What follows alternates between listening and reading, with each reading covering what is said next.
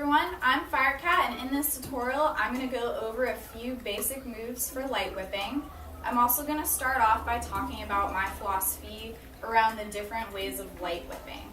I personally like to use a single whip. I use a Fiberflies pixel whip.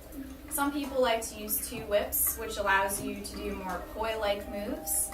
I personally like to do one whip and do a style that I call closed circuit, which means I'm always holding one end of the whip or pulling one end of the whip with my body. This can also allow me to transfer to some open circuit moves where I let one end of the whip become open and dangle on its own. I'm still holding the other end. This I call split whip. It's kind of like a mesh between open and closed circuit. It also allows you to almost do different forms of like a contact juggling that I find, because you are pulling this object, moving it around your body and letting it follow the energy of your movements. There's also another style that I've found people use called rope dart, where you can do stuff like this. You can also do koi-like moves. This is also an open circuit form of whip, but it's reversed and the handle is on the outside. So in this tutorial, I'm going to go over some basic body tracing moves. One of the first things you can do is start by getting used to having the whip pull over your arm. This is how I generally start most of my moves. The next step would be spinning it in a circle on your arm. Pretty simple. You can play around with how wide you spin the circle.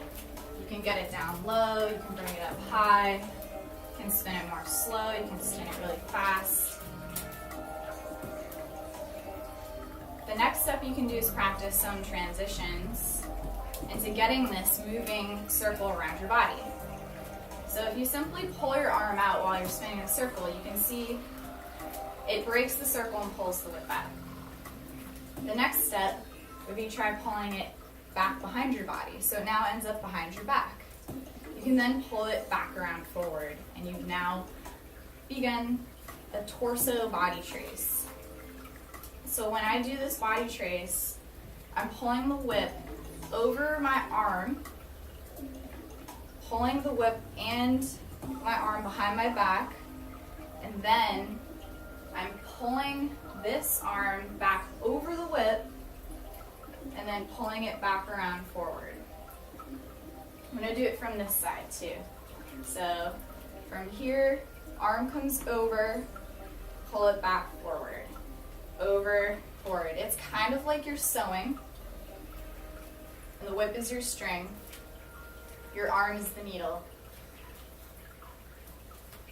You can think of your body almost like a violin bow, and this whip is the strings that you're pulling back and forth over this bow as if your body's an instrument.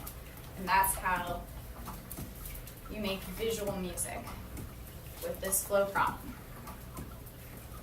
You can practice pulling it down your legs, back up your body. You can go from circle in the front to circle in the back.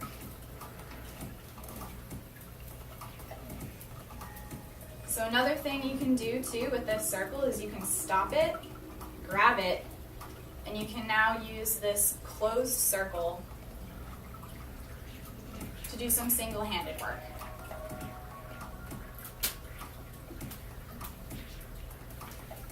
You can transition out of the circle by sewing the hole and then pulling it off your arm, and then going into your body tracing. I like to call the circle cycling. This is like you're cycling a bicycle wheel. And that's it for my tutorial. Thanks for watching.